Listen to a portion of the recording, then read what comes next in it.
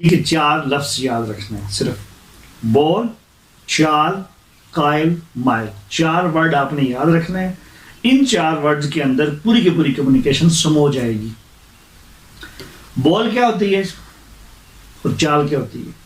بول میں آپ کے ورڈز آ جاتے ہیں، وہ 7% ہیں، اور چال میں آپ کی باڈی لینگویج آ جاتی ہے، وہ 93% ہے، 93%.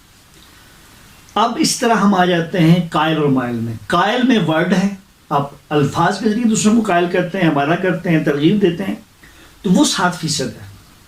اور جب آپ مائل کرنا ہے، کسی کو اپنی طرف متوجہ کریں گے، جوڑیں گے، تو وہ ہے 93%. اس کے ذریعے آپ اس کو باڈی لینگویج کے ذریعے، وائس ٹون کے ذریعے اپنی طرف کھینچیں گے. اگر آپ کو یہ 4 لفظ، 4 جملے، 4 باتیں یوز کرنی آ گئی ہیں، سمجھ آ گئی ہیں، قائل کرنا آپ کو آ گیا ہے، مائل کرنا آ گیا ہے، اسی طرح آپ کو بولنا آ گیا ہے اور آپ چال بھی سمجھ جاتے ہیں، چال ڈھال سمجھ گئے ہیں آپ، اس کا مطلب یہ کمیونیکیشن آپ کو آ گئی. ورڈز جو ہے نا وہ 7% ہوتے ہیں، 7% ورڈز ہیں، الفاظ سارے کے سارے.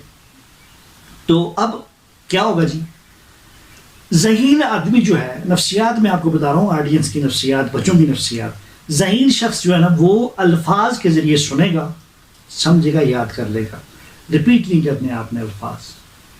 جو بچہ کن ذہن ہوگا وہ باڈی لینگویج کے ذریعے سنے گا، سمجھے گا، دیکھے گا، کیونکہ ہمارا جو دماغ ہے وہ کام کرتا ہے تصویروں کی بنیاد پہ. اگر آپ تصویر بٹھا دیتے ہیں اس کے دماغ پہ تو وہ آپ کو جو نا رزلٹ دے گا.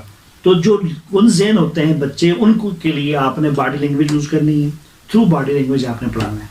اسی طرح جو بچہ ذہین ہے وہ قائل جلدی ہو جائے گا، الفاظ کے ذریعے قائل ہو جائے گا. جو بچہ کن ذہن ہے وہ مائل ہوتا ہے، اس کے اپنے سر پہ ہاتھ رکھنا ہے، یہ محبت کی زبان ہے. اس کو تھپ تھپی دینی ہے پیٹھ پہ، کہ جب تھپ تھپی دیں گے آپ اس کو تو وہ سمجھ جائے گا.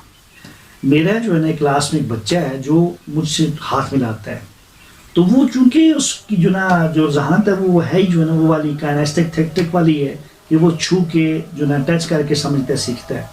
تو بس 4 باتیں آپ نے یاد رکھنی جی: قائل، مائل، بول، چال.